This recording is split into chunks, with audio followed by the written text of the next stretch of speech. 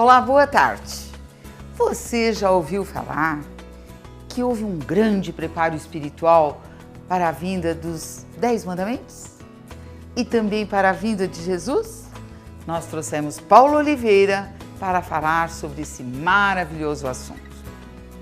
Assim, está no ar o programa Um Sentido para a Sua Vida, da Federação Espírita do Estado de São Paulo.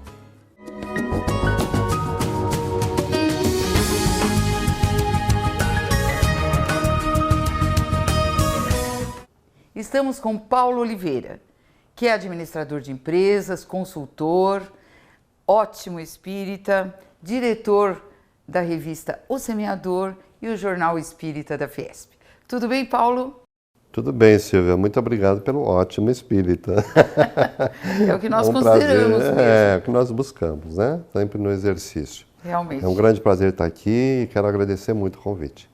Então, hoje nós vamos falar sobre o preparo espiritual que houve para a chegada do Messias, não é?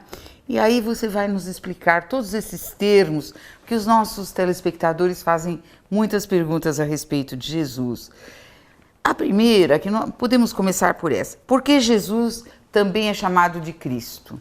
Pois bem, nós acostumamos com esse termo, Jesus Cristo. Achando que Cristo é o nome dele. Na verdade, Cristo não é o nome de Jesus. Dele. O nome dele, em hebraico, é Yoshua ben Yosef. Quer dizer, Jesus, ou Josué, o nome originalmente é Josué, filho de José. Acontece que no hebraico nós vamos ter uma variação para o aramaico, que era a língua falada por Jesus. E no aramaico existe uma redução desse nome para Yesu.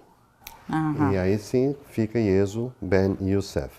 O que nós temos como Cristo é um título, é uma referência, que quer dizer aquele que é ungido, aquele que traz uma mensagem. Né? Então por isso Jesus Cristo, Cristo vem do grego, Christos, que quer dizer exatamente isso, o ungido, aquele que foi marcado pela bênção, pela unção, para ser o revelador de uma verdade trazida do plano espiritual. Né? Muito bem. Então, o nome dele é esse.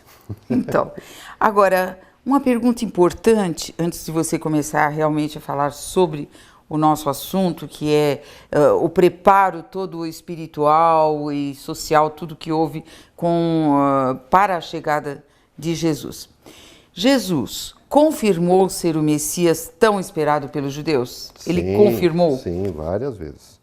As mais comuns, as mais que saltam aos olhos, está no Evangelho de João, quando ele encontra a mulher samaritana. Lembra aquele poço de Jacó? Ele está ali pedindo, não pode beber água, e vem a mulher samaritana com aquele cântaro, né? E eles começam uma conversa.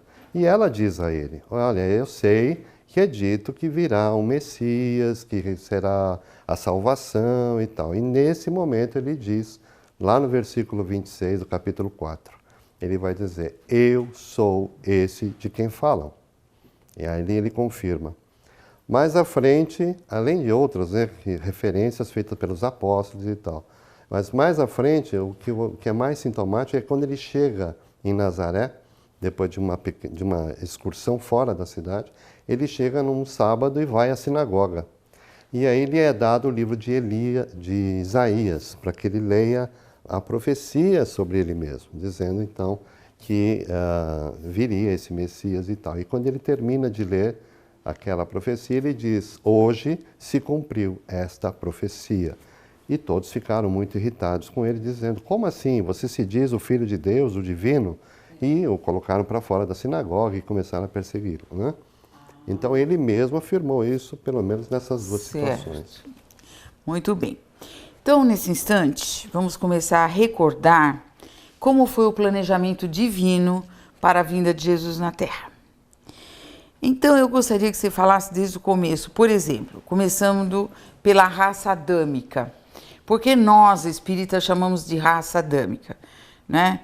aqui muitos dos nossos telespectadores já ouviram falar aqui no nosso programa que nós não começamos, não iniciamos, o ser humano não iniciou por Adão e Eva. Mas nós falamos na raça adâmica. O que você teria a nos dizer sobre a raça adâmica e posteriormente sobre o povo de Israel ou hebreu? Pois é. Nós aqui no planeta Terra estamos ainda naquela fase primária, quase saindo da animalidade dos primatas, né, do primata hominis, que deu origem à raça humana. Nesse momento, nós recebemos, por um processo de degradação, de exílio, de um outro mundo, de um outro planeta, de um sistema estelar chamado Capella, e desse mundo, esses espíritos vieram aqui para nosso planeta e encarnaram aqui. Certo. Então, esses espíritos vinham com ciência, com filosofia, com religião, mais evoluídos. Mais né? evoluídos, mas ainda muito orgulho, muita vaidade, muito egoísmo. Então, o que aconteceu? Desse grupo que se formou aqui, surgiram então o que se chamou de raças adâmicas. As raças adâmicas. E dentre essas raças adâmicas, uma delas é os hebreus. Eram espíritos que tinham uma forte convicção na crença de um Deus único. E eles trouxeram isso e mantiveram isto ao longo dos séculos, desenvolvendo essa ideia do Deus único. Então, é o que marca o povo hebreu, a grande contribuição do povo hebreu foi trazer para nós, deste planeta, a ideia de que existe um Deus, e esse Deus é que criou tudo e que coordena tudo, e que comanda tudo. Universo, terra, tudo. Tudo. Certo. O comum era termos diversos deuses, né? Então ele... Paulo, o que houve assim de importante, que foi marcante na história quanto a Abraão o fato de ele ser monoteísta, o povo ser monoteísta? Pois é. Abraão, quando recebe, segundo os relatos da Bíblia, a mensagem de Deus, e nós sabemos que efetivamente são mensagens do plano espiritual, espíritos que estavam ali coordenando o movimento do desenvolvimento dessa ideia monoteísta no nosso planeta. Certo. E Abraão, como vem com esta característica forte, porque era um desses capelinos que aqui chegaram, ele tinha essa característica. Então ele foi caminhando sempre nesse sentido, para desenvolver a verdadeira fé.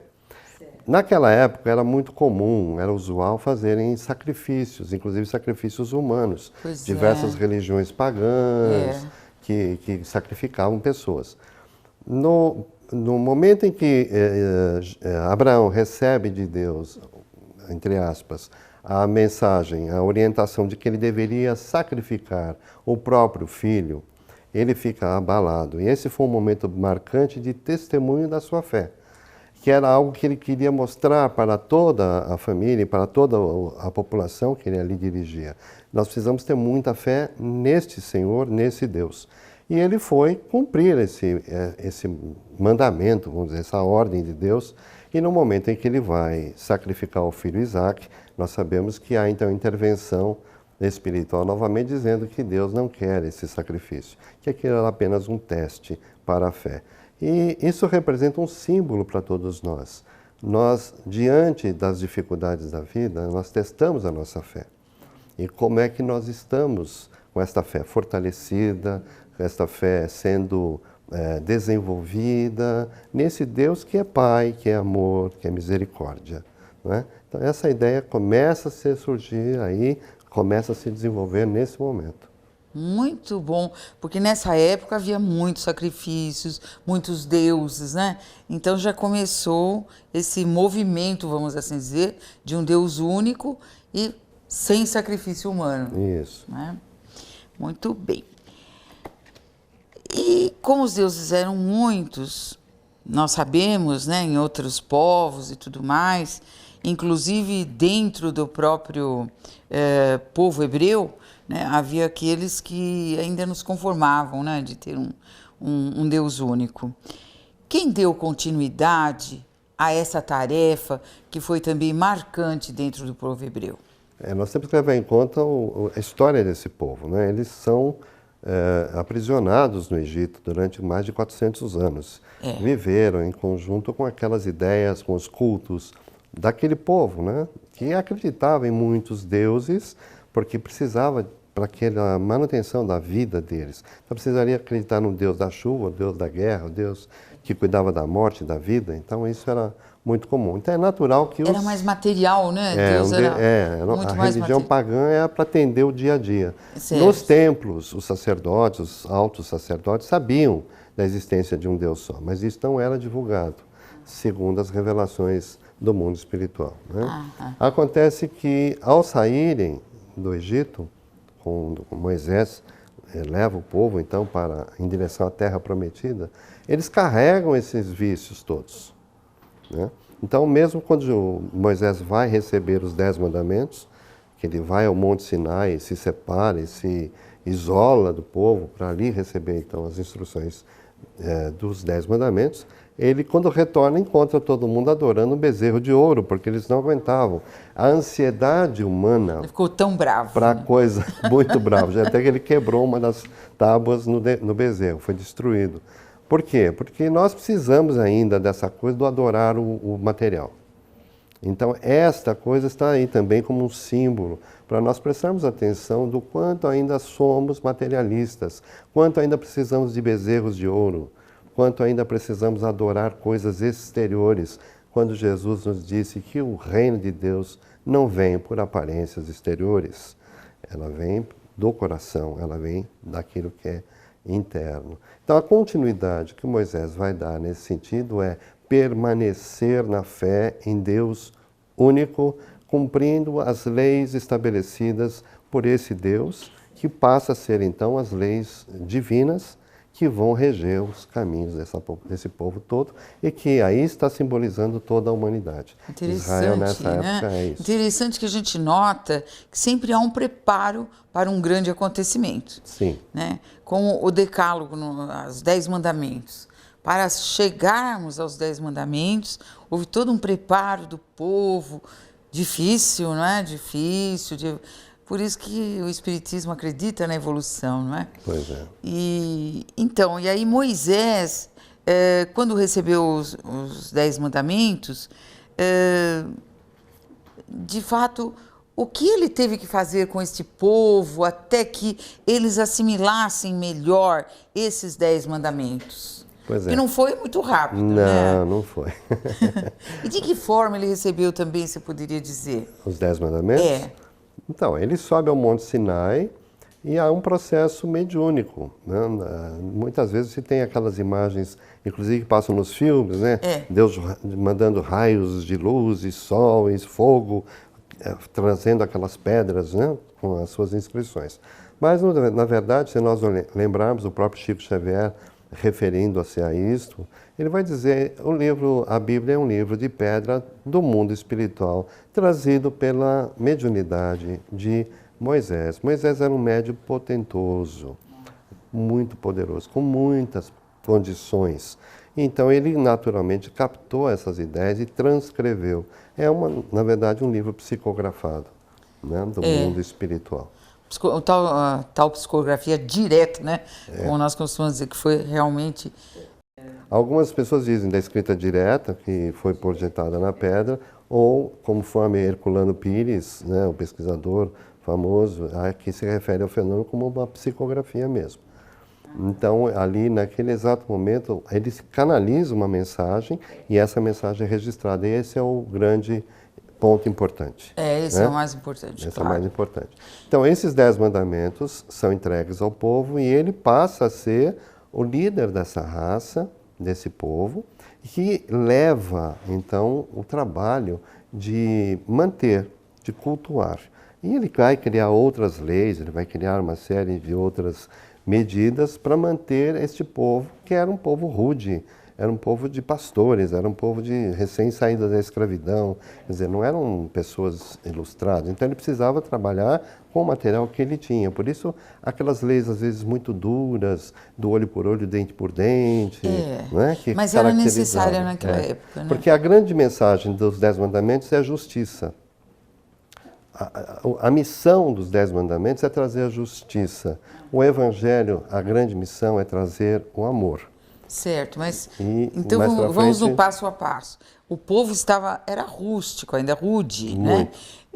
Tinha aquele conhecimento pequeno ou praticamente Nenhum, nulo é. do que fosse moral. Então também essa parte moral, né? Não matarás, não desejarás a mulher do próximo e tal, também era uma forma de organizar a sociedade. Se você me permite, Silvia, você repara que você está falando agora, né? É não, não, não, não, não. É um código de nãos. Não. Onde a gente trata o quê?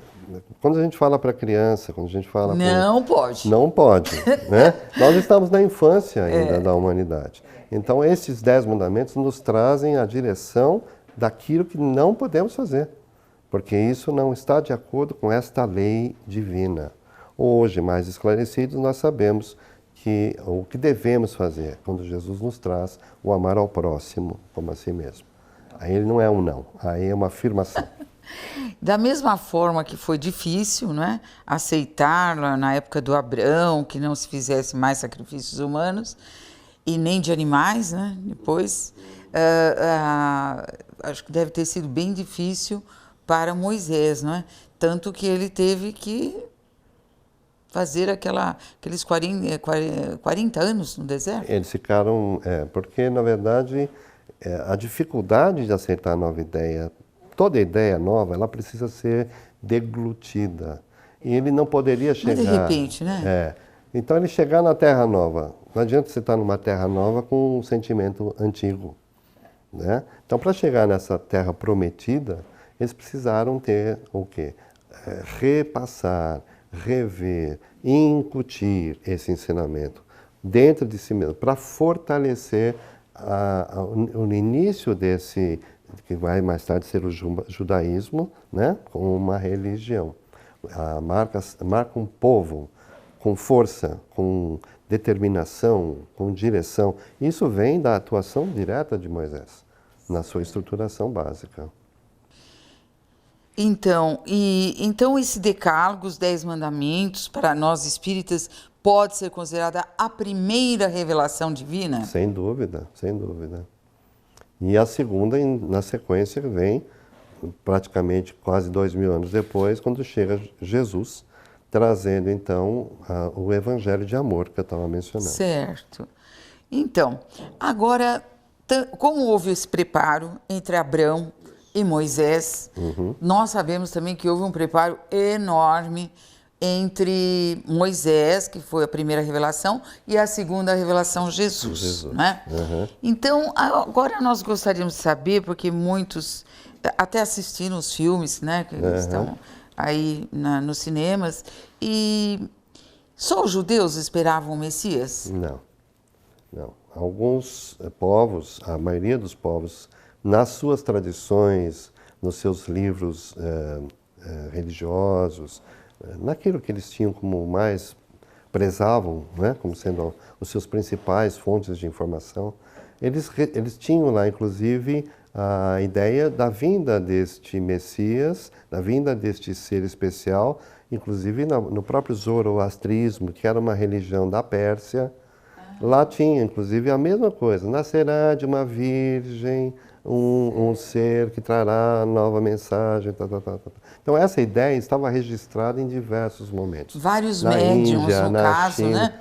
Lembra-se quando mencionamos dos capelinos, quando eles chegaram? Sim. Esse grupo estava todo lá, né? Esses milhões de espíritos, sabe Deus quantos. E neles receberam de Jesus dizendo, eu mesmo irei levar a mensagem. Então isso ficou registrado na memória espiritual de todos. E quando estavam nas suas atuações, nos diversos grupos que formaram, esta imagem, essa ideia ficou então registrada nas histórias que eles mesmos escreviam.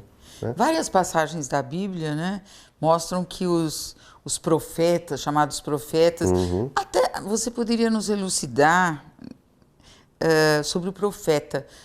Quem eram esses profetas? Bom, o profeta, na verdade, é um enviado, é um mensageiro. Médium. O nome profeta vem de um termo em hebraico chamado nabi, que não necessariamente tem a presciência do futuro. O profeta não precisa fazer previsões. O profeta é um revelador. O Allan Kardec mesmo, no capítulo 19, se não me falha a memória, haverá falsos cristos e falsos profetas. Eu não me lembro o número do capítulo exatamente, mas nesse capítulo Kardec vai explicar isso, dizendo que profeta não é só aquele que faz previsão, também faz, mas ele é um revelador, ele é um que traz a mensagem. Tanto que Jesus é considerado um profeta e outros tantos que falaram em nome de Jesus. João Batista, considerado como um profeta. Agora, é importante para demonstrar esse planejamento que você está falando, o profetismo, o movimento profético, surgiu 800 anos antes da vinda do Mestre. Então, como nós vamos ver que foram 16 profetas. Nossa, 800 anos. 800 anos. Entre 800 e 400, mais ou menos, ocorreu o fenômeno profetismo ou movimento profético. De 400 anos até o ano 0, até o ano 1, né, do nascimento do Cristo, não houve profeta. E aí voltamos naquela questão. Precisa haver um tempo para as pessoas assimilarem o conhecimento que havia sido trazido. Então, nesses 400 anos, né, até a chegada do Mestre, os mais próximos, não houve manifestação. Tanto que o último profeta, que é considerado o último profeta, é João Batista. Ele está no Antigo Testamento, João Batista. Ele não está no Novo Testamento. No Antigo, porque ele foi anterior a Jesus, né? E ele foi previsto, foi, né? Também dito que havia houve a voz do que clama no deserto. João Batista João também. Batista. Quer dizer, nas próprias profecias, vamos assim dizer, já estava incluído João Batista. Sim, a voz do que clama no deserto. Muito bem. Como você já mesmo disse, nem todas, porque tem uma pergunta aqui, todas as profecias são verdadeiras? Não. Existem falsos profetas. Existem falsos profetas até hoje, né? Até hoje. Falsos médios. Tem aqueles que querem até continuar adorando o bezerro de ouro, né? Então vai atrás do sucesso, do glamour, de tudo que é material. De tudo que é material, da riqueza e tal. Do que não se leva daqui. Esquece a lição do Mestre e diz, dai de graça o que de graça recebestes. Então, aí vem Jesus, né? E, como nós sabemos, você mesmo está dizendo, 800 anos antes, as profecias. E aí o povo judeu, nós sabemos pela história o nascimento de Jesus, né? Por isso que eu fiz aquela pergunta anterior, que ele é visitado pelos reis magos, né? Então você fica pensando, então não só os judeus sabiam da vinda de Jesus, os próprios reis magos vieram visitá-lo, né? Fizeram reverências, trouxeram presentes, sabendo e achando e tendo a certeza de que ele era o enviado, que ele era o Messias, né? Então, aí Jesus, ele vem, por que ele vem numa família que dizem, né, que tinha que saber como lidar? Você acha que a família de Jesus veio no contexto também de uma profecia? Sim, porque era dito que viria do trono de Davi, da família de Davi. Então Jesus seria um herdeiro de um rei. Certo. Um rei material. Então José era da descendência da família de Davi. Olha lá. Então ele... Isso é importante de sabermos, né? Então, assim, Jesus vem, embora nascendo numa família extremamente simples, pobre, sem onde nascer, vai nascer numa estrebaria e vai ficar numa manjedoura. Pois é. Pois é. A gente fala manjedoura, a gente olha os presépios hoje, aquela manjedoura linda, cheia de flores de dourados, e tal. né? Manjedoura nada mais é do que o coxo. Já viu o coxo na fazenda, no sítio? O coxo onde põe a comida para os animais comerem? Pegou um pedacinho daquele coxo, Maria colocou um paninho ali e colocou Jesus lá. Então não tinha glamour nenhum como a gente hoje imagina. Então Jesus nasce sem nada, numa pobreza total, para trazer a grande mensagem da humildade. Não é? Todas essas verdades foram difíceis de serem assimiladas, né? O próprio povo judeu, que sabia que ele deveria vir da estirpe de Davi, né? da linhagem, vamos dizer, não aceitou. Pois é. Porque queria um Messias rico, num palácio. Poderoso, vencedor, um guerreiro. Esta era a visão deste Messias, que é a visão do mundo, né? Quem é que faz sucesso hoje? É quem tem o poder. Agora, na verdade, quando Jesus chega, ele dá essas noções. Inclusive, a sua entrada em Jerusalém, né, que hoje é comemorado como Domingo de Ramos, né? Na Igreja Católica e tal. Aquele domingo que ele entra na cidade de Jerusalém e que as pessoas saúdam com as palmas, que era a tradição naquela região. Então, o que acontece? Jesus vem montado num jumentinho. Porque está numa das profecias dizendo: o Messias, o rei, virá montado num jumento, filho de uma jumenta. Isso está na profecia. Então, o que Jesus fez? Ele disse: eu não vim destruir a lei, eu vim dar-lhe cumprimento, no mínimo detalhe. Este é um detalhe da lei, das profecias, e ele quis fazer aquilo para dizer para todo mundo: eu sou o Messias. Mas a vaidade, o orgulho, o poder, o medo, a insegurança a falta daquelas de evolução pessoas, espiritual ainda. Eles estavam muito mergulhados no sentido da matéria, né? Do poder da matéria. Coisa do rasteiro, né? Certo. O que acontece? Vão eliminar esta ameaça chamada Jesus, que vai Muito tirar, bom. né, o poder Paulo, deles. eu tenho uma pergunta incrível aqui para te fazer, mas nós precisamos fazer um pequeno intervalo. Ok. Voltamos já já com vocês, caro telespectador.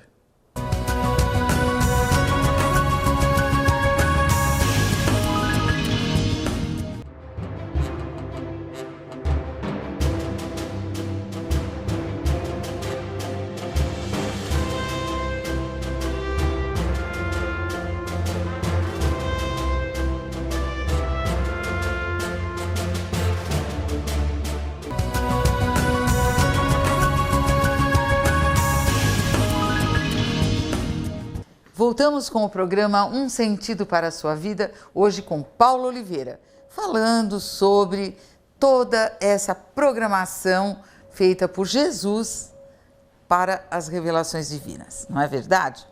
Então, Paulo, Jesus realmente comandou toda essa sequência de fatos ocorridos para que ele pudesse chegar ao nosso planeta reencarnado? Sim.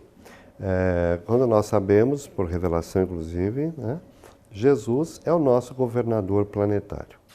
Ele é o responsável, ele conhece esse planeta desde do seu primeiro momento. Diz Emmanuel em A Caminho da Luz, quando a nebulosa, quando a massa da Terra se deslocou da nebulosa, Jesus recebe para começar então a esculpir.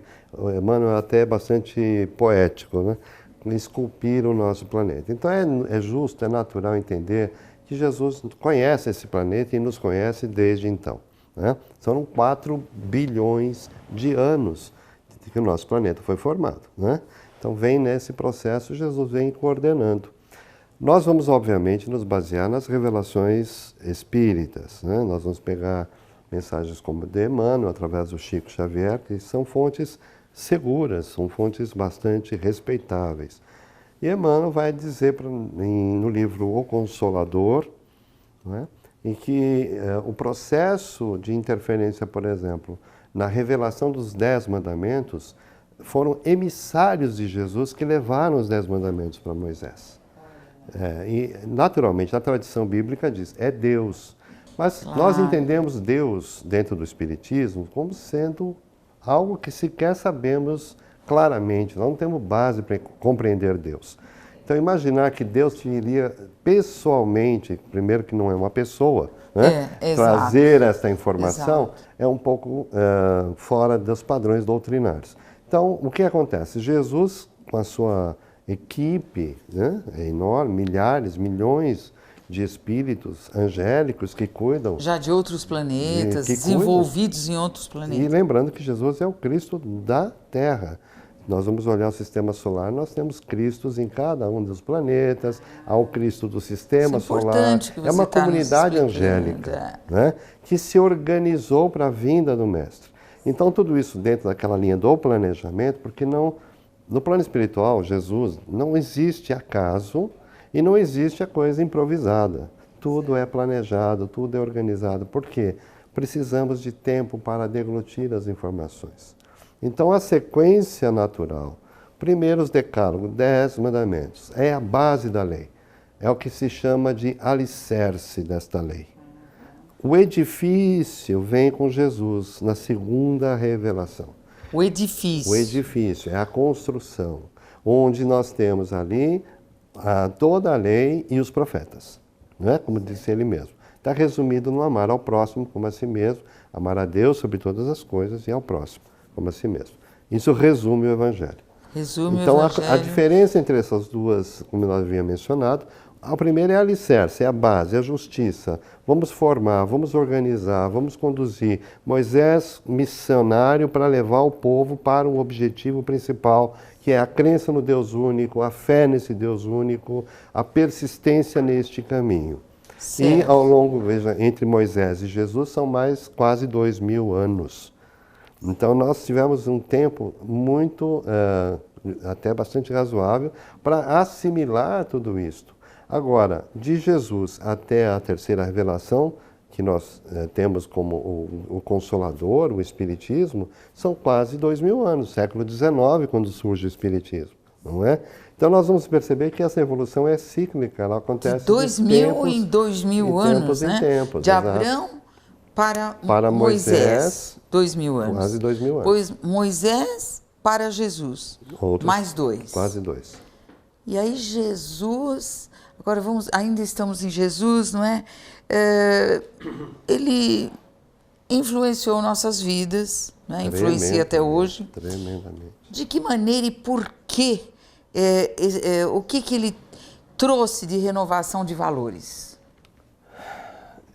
Enquanto que na primeira revelação nós poderemos ver a limitação do comportamento, mas ele diz assim, não matarás. Certo? Moisés. Moisés, está lá, né? Recebeu a mensagem. É tipo uma ordem. É uma ordem, não matarás. No entanto, você pode apedrejar aquela que for adúltera. É verdade. E aí existe E o olho por olho, dente por dente. Contrassenso entre exato, entre a ação e a lei. Se é não matarás, é não matarás. Agora, eu posso começar a achar desculpas, mas neste caso pode. Então, começaram a surgir outras leis que eram civis e que vinham tentar complementar essa lei divina, fazendo algumas concessões. Compreensivelmente, até porque, como falamos, um povo rude, um povo ainda grosseiro, precisava de regras e leis rudes e grosseiras. Senão eles não conseguiriam atender. Jesus vem não revogar a lei divina, ele vem simplesmente pontuar, porque Jesus não revoga. Quando eu estou me lembrando aqui a cena da adúltera, já que nós pegamos a adúltera lá no Antigo Testamento, ela era apedrejada. Então nós temos aquela cena que os escribas e os sacerdotes do templo e o povo trazem aquela mulher e diz, foi pega em adultério. Sim, Moisés diz, temos que apedrejar. O que é que você diz? No sentido de afronta. Vamos ver se a gente te pega aqui agora e também a gente apedreja também. Né? E aí o que acontece? E Jesus diz, aquele que estiver sem pecado, atire a primeira pedra. Acaba colocando a pessoa no sentido de autopercepção. Essa é a grande mensagem do Evangelho, que é o amor. Veja para você primeiro, olhe lá dentro, você tem isso, você faz isso, ainda você tem essa necessidade, então não julgue o outro, não condene o outro, não aplique essa justiça olho por olho, dente por dente da lei mosaica, num tempo que agora nós estamos falando de amor, de perdão, de indulgência, de caridade. Então Jesus traz isso. Olhar mais para o outro, né? Olhar para fora. E o vigiar e orar, por exemplo? Essa é uma frase que está em Mateus, que é bem interessante, porque não sei porque, algumas vezes saiu publicado isso, vigiai e orai, mas em Mateus não está nessa ordem. Primeiro a gente vigia, primeiro a gente se analisa, a gente se vê, a gente se mas a si faz próprio, um esforço. Né? Porque muitas pessoas também interpretam como vigiar o outro. Vigiar o outro. O inimigo, vigiar o obsessor. A própria tendência, né? A sua própria tendência. Você tem a tendência de fazer o mal a alguém? Vigia. Você vai falar da vida alheia? Vigia. Você vai julgar, criticar alguém? Vigia. Agora, eu não estou conseguindo. É uma tentação enorme falar da vida do outro, né? Então, o que eu faço? Faço oração. Me ajuda, meu Deus, me dá força. Então, vigiai e orai está nessa conotação, porque eu preciso de forças, muitas vezes, porque ainda está dentro de mim uma tendência muito forte de praticar coisas que talvez já não são tão, talvez não, com certeza, já não são tão boas para este momento. Exato. Quando a gente olha para o nosso mundo tão complicado, né, nesses processos de terrorismo e ações de agressividade, de violência, às vezes olhando a nossa própria rua, não precisamos olhar lá fora, olhando aqui no nosso país, né? Como é que está isso ainda? Onde é que nós estamos? Nós estamos com Jesus ou nós estamos ainda buscando... estamos aprendendo, apanhando, caindo, né? Tirar o desaforo, né? Eu não levo desaforo para casa. Ainda existe. Eu vou lá e tiro a satisfação que eu tenho que tirar. Onde que é está que eu lá estou? atrás, no olho por olho. Eu estou lá no olho por olho, de 4.000 anos atrás. A evolução é lenta da parte moral, né? Exatamente. Então Jesus traz esse modelo de evolução moral, de mudança, de atitude, do pensamento, do modelo de pensar. É uma grande mudança. Apesar de ele não ter revogado as leis de Moisés, é uma mudança interior, muito mais interior, de pensar no próximo, não é? Uma grande mudança, Mudança, né? Para o... Primeiro se olha para depois olhar o outro. Maior para a evolução do ser, né? Exatamente. E a grande mensagem de Jesus é o amor. É o amor. Agora, como é que eu posso amar o meu próximo? Como é que eu posso amar o meu inimigo, como ele disse? Orai pelos vossos inimigos, por aquele que vos persegue e caluniam. Como é que eu posso fazer isso? Né? Kardec fez essa pergunta lá para os espíritos, mas não dá para a gente amar o inimigo, né? Não sentimos aquela sintonia, E os espíritos respondem, é lógico que não. Nós temos diferenças, inclusive, na própria química, na física, nós temos vibrações diferentes, não assimila, não entra em sintonia. Mas o que Jesus quis dizer é, não persegue, não se vingue, não queira o mal do outro. Você não precisa abraçar e beijar aquela pessoa que você não gosta e não se afina com ela. Então, o orar por aqueles que nos perseguem é desejar o bem para aquela pessoa. Não é ficar feliz se ela se der mal na vida. Isso não é um sentimento cristão. Esse é o sentimento que Jesus traz para todos nós. Pensando, como é que eu vou resolver a minha vida primeiro, para depois pensar como é que eu posso resolver a vida. Lembramos que é amar ao próximo como a si mesmo. Eu preciso primeiro entender como é que eu me amo. Se eu me amo. Como é que eu posso amar o próximo se eu não amo a mim mesmo? Muitas vezes... Polêmico também. Há pessoas que acham que amar a si próprio é ser egoísta. Não é isso. Não.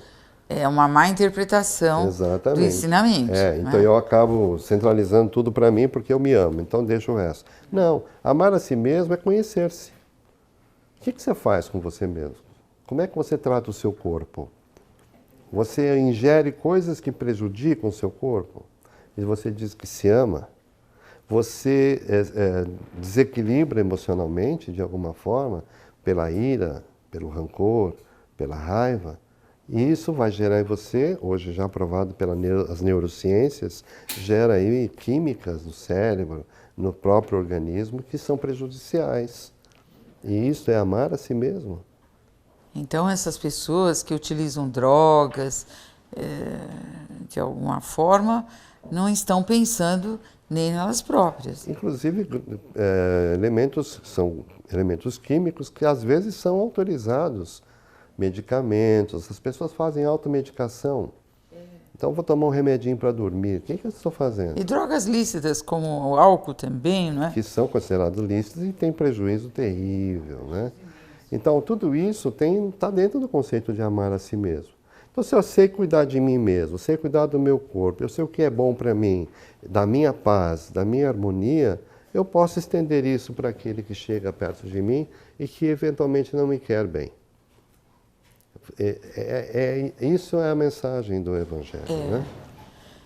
Que foi outra dificuldade para o povo, não é?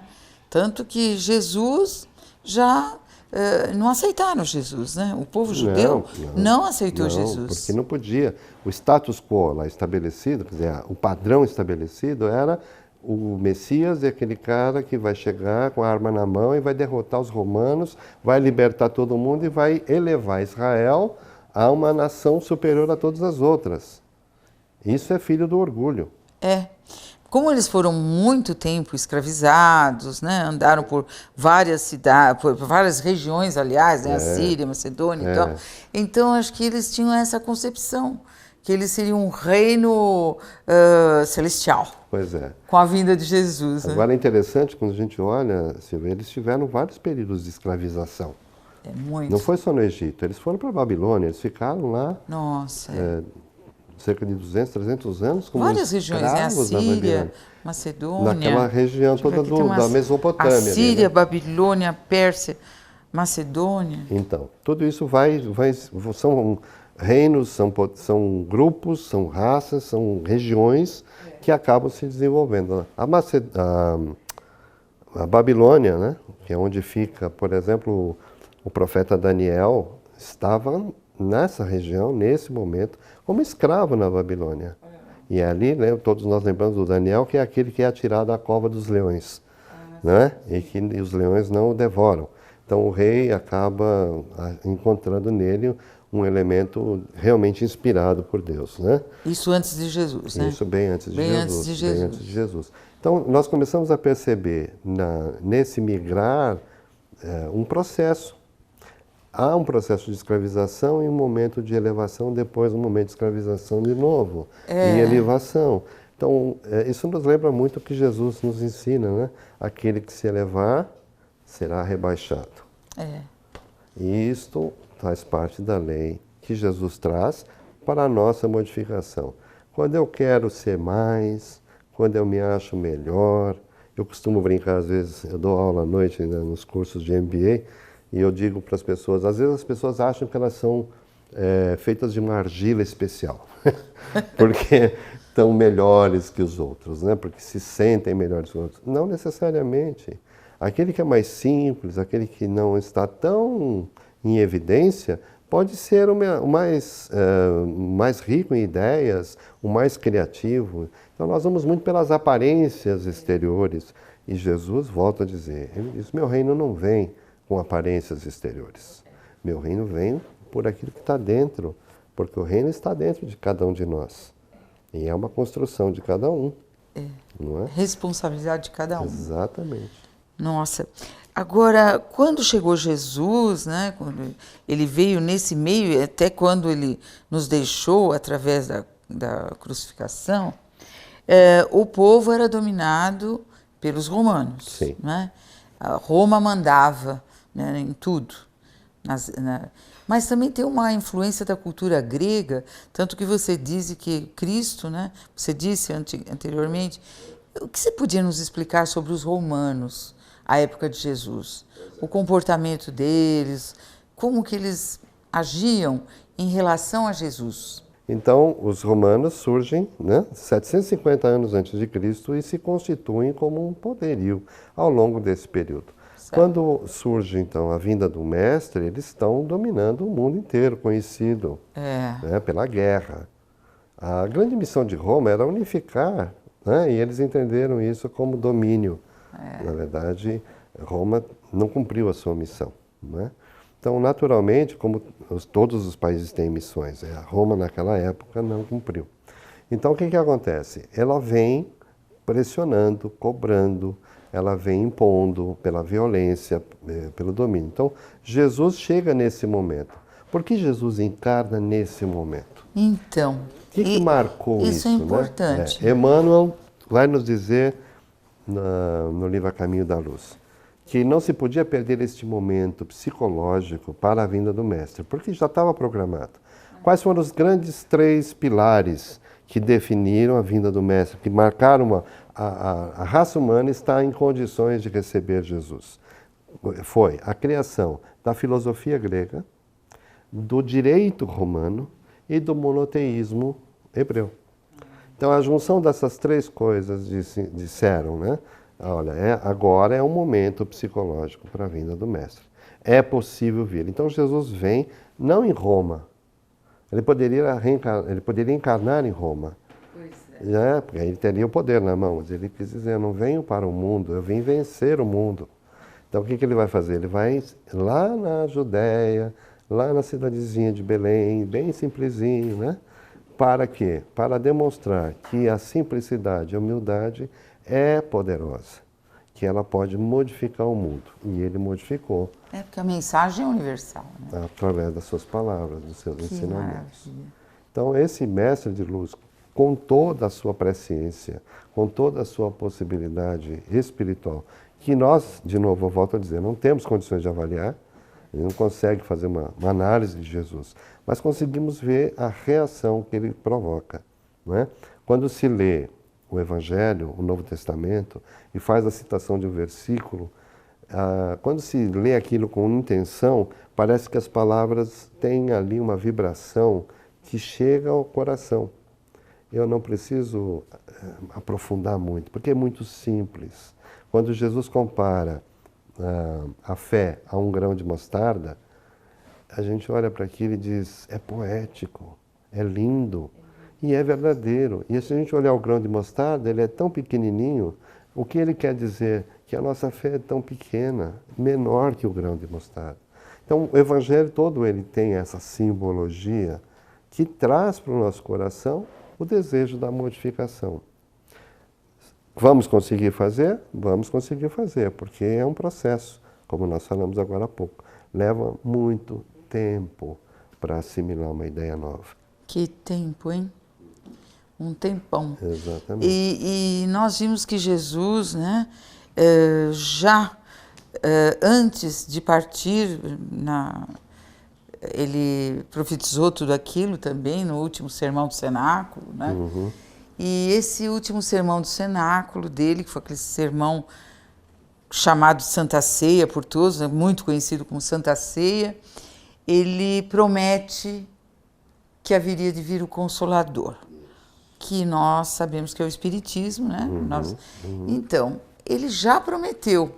Aí tem a ver mesmo com o que você disse, que foi ele que já preparou desde Abraão a vinda dele e depois, 2000 anos, mais 2000 anos, o Espiritismo. Exatamente.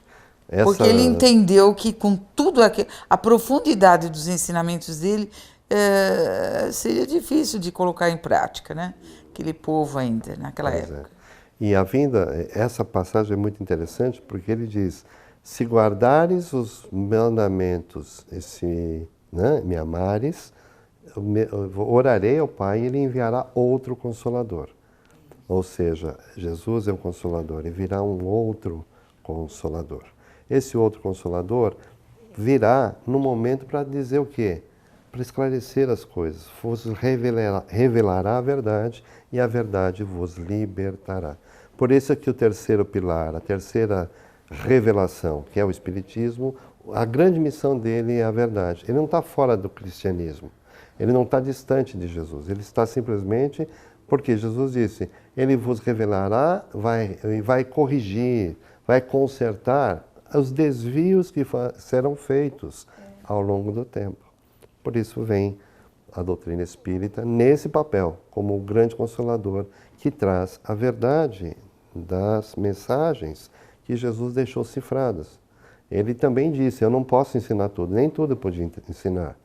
Não vos ensinei tudo. Então, este que virá vai ensiná-los, vai dar essas informações. Interessante, né? Então, aí chega a terceira revelação, o Espiritismo. Através de um grande missionário, Kardec, encarnado, né? E uma pleiade de espíritos de luz, né?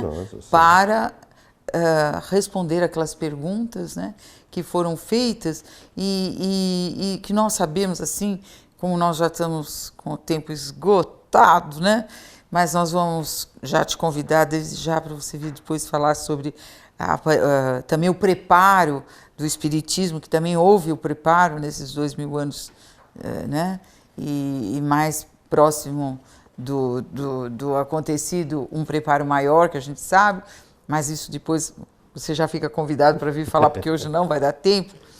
Mas é interessante que a gente nota que são 3 revelações que nós conhecemos. Isso. A primeira, o decálogo, né, os 10 mandamentos, faça e acabou. Como uma criança muito pequena, tem que ser assim. Aí depois a gente cresceu um pouquinho, né, na evolução. Isso. Então aquele amor, a reformulação de valores, de pensar muito mais no próximo do que em si próprio, né, mas também Pensando se amar, tirar o egoísmo e o orgulho já é uma questão importante, né? E a terceira revelação, então, vem com a ciência. Tanto que o Espiritismo é considerado ciência também, né? E por quê? Porque tudo que Jesus disse teria que ser provado, né? Exatamente. E o Espiritismo é uma ciência que revela as leis do mundo espiritual. A relação entre o encarnado e o desencarnado é alvo da filosofia espírita, onde você vai ver a ética, onde você vai ver as condições em que se dá essa relação, além do aspecto mediúnico, que aí é ciência. Não é? E tem o aspecto moral, porque tudo isso está sob a égide do Evangelho de Jesus. Não há espiritismo sem Evangelho. Jesus é o centro da segunda revelação. A primeira era aquela imposição. Jesus trouxe a verdade, né? Um conteúdo imenso, pelo que a gente pôde ver no que você explicou, um conteúdo verdadeiro que não pôde ser compreendido, e o Espiritismo vem explicar Jesus através da ciência. Exato. Eu diria até assim, se me permite, Silvia, Jesus está no centro das 3. Está no centro. Porque ele vem e coordena tudo isso, né? Ele não está à parte. Ele não trouxe só o Evangelho, ele está coordenando tudo. Agora, a sua missão terrena foi trazer o Evangelho, né? Mas foi uma missão maravilhosa e nós estamos ainda hoje tentando entender a sua mensagem, tentando fazer as nossas modificações. E isso é um trabalho ainda que leva mais tempo. Nós fomos crescendo, né? Dentro da humanidade, mas ainda nos sentimos pequenos, porque ainda temos muito que aprender. A misericórdia divina também é interessante porque ela se dá aí. A revelação não é inteira. Revelou para Moisés e era tudo lá. Não era. Jesus trouxe tudo, ele mesmo disse, não, eu não posso dizer tudo. E quando chega a terceira revelação, o Espiritismo, ele traz uma explicação da verdade, porque a verdade vos libertará através da ciência, da filosofia, mas ela não é completa. Ela vai se aprimorar mais à frente. E o que muitas vezes a gente fecha o foco, dizendo a doutrina espírita está encerrada em si mesma. Não está. Não está encerrada, não claro. Está. Ela ainda passa por evolução. Porque ela é evolucionista. Ela é evolucionista. Kardec é claro quanto a isso, né? Se existir alguma coisa que a doutrina não trate ou trate de maneira diferente, se for provada pela ciência, ela assimila, ela cresce, ela evolui. Então, a nossa revelação ela está sempre em desenvolvimento. E é isso que nos ajuda. Paulo, está tão bom, né? A gente falar da história de falar Jesus. Falar de Jesus é tão gostoso. Tão gostoso. Muito obrigada, Paulo, por ter vindo, viu? Pela oportunidade. Acredito que os nossos telespectadores ficaram muito felizes com as suas explicações. Um abraço a todos. Aprofundadas. Então, vamos nos despedindo aqui. Nós agradecemos do fundo do coração. Esperamos você mais vezes. Você fica aqui trabalhando no nosso corredor, né? Então vai ser fácil de a gente pegar você mais um pouquinho aqui para mais algumas perguntas dos nossos amigos de casa. Tá bom? Obrigado. Obrigada a você. Nós vamos para um intervalo, mas voltamos já já com vocês.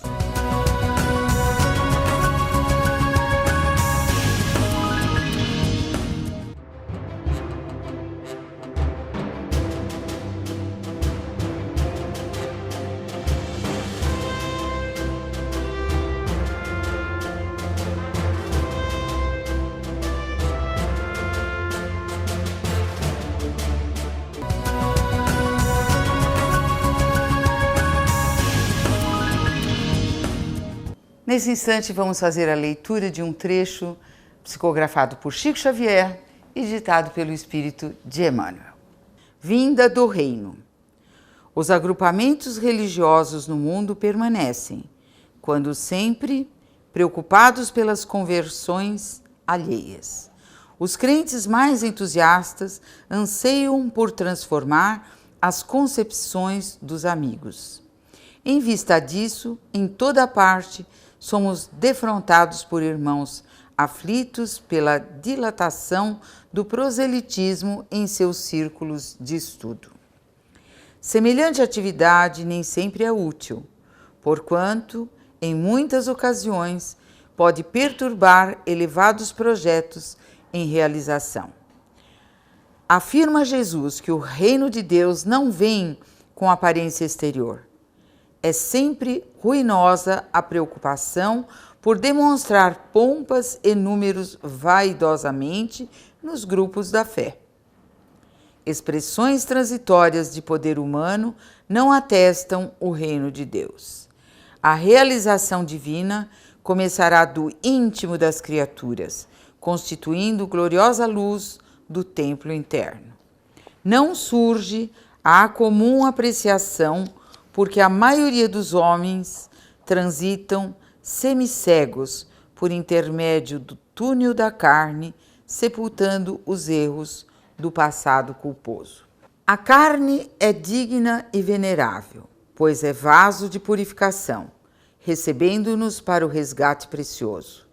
Entretanto, para os espíritos redimidos significa morte ou transformação permanente. O homem carnal, em vista das circunstâncias que lhe governam o esforço, pode ver somente o que está morto ou aquilo que vai morrer. O reino de Deus, porém, divino e imortal, escapa naturalmente à visão dos humanos.